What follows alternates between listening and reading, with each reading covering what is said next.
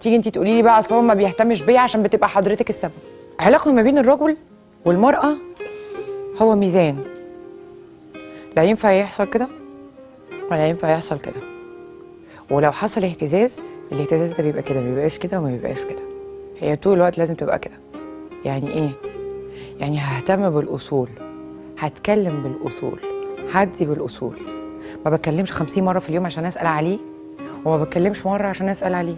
ما ينفعش ابدا ببحبك، ما ينفعش ابدا بوحشتني، ما ينفعش ابدا بيا راجلي ويا عمري ويا سندي ويا حبيبي ويا حياتي، الا لما الراجل يبدا وهو ده سلو الدنيا. واللي كان بقى اللي فات مات، احنا بقى دلوقتي في 2019 وانا بقول لكم ان هو ده المفروض ان هو يحصل. ما بقولش كلام حلو واتدلدق وفي نفس الوقت مش انطف نفسي وقاعده ايه عامله زي الكبه.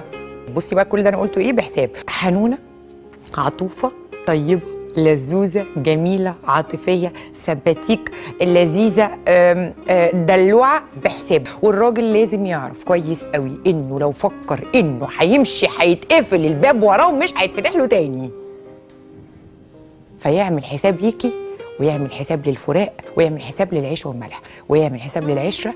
ولما تيجي تخشي في علاقه مع راجل في بدايه العلاقه وتيجي تحبيه، اديله حته من قلبك واديله حته من حياتك، عشان لو مشي وخد الحته دي معاه حياتك ما تقعش.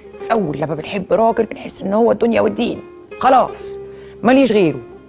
وهو ده المطب اللي احنا بنقع فيه كبنات او ستات. ما احنا مش عارفين هنتجوزه ولا مش هنتجوزه، ده مش عارفين هنعمل بيه ايه لسه، واقعد ادي واعمل مش عارفه ايه واتكلم كتير ويا حبيبي ويا قلبي على راسي اللي انت بتعمليه. بس انت بقى في الخلفيه ها لازم تبقي عارفه ان احنا ايه بنديله 20%.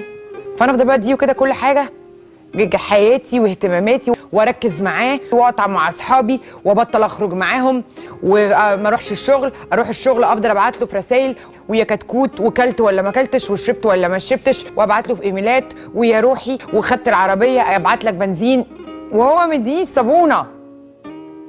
ويجي بعد كده يبقى حق مكتسب. تيجي انت تقولي لي بقى اصل هو ما بيهتمش بيا عشان بتبقى حضرتك السبب. مطلوب منك انك تخسي، مطلوب منك انك تشوفي دايما الالوان الحلوه والفاشن والموضه والجمال، مطلوب منك انك تذاكري، مطلوب منك انك تشتغلي، مطلوب منك انك تركزي على نفسك، تركزي على جسمك. انا من الناس اللي كنت بلبس عادي جدا، وفي الوان كتير قوي ما كنتش بعرف انسقها على بعض، لكن مع الخبره ومع الوقت ومع شاشات التلفزيون وانت تفهم اشوف مين بيلبس ايه وايه الموضه وايه اللي بيحصل وايه مش عارفه ايه، على الاقل ابتديت اعرف البس الى حد ما. الحياه اهداف وجوان، وانا عايزاكي تجيبي جوان، جيبي جوان.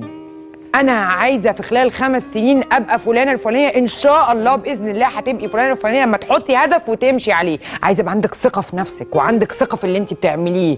هكلم بنت خالتي اللي عندها مصنع، هروح هناك اتعلم عندها 5 6 7 8 شهور عشان افتح لنفسي، اخد قرض وافتح لنفسي كذا.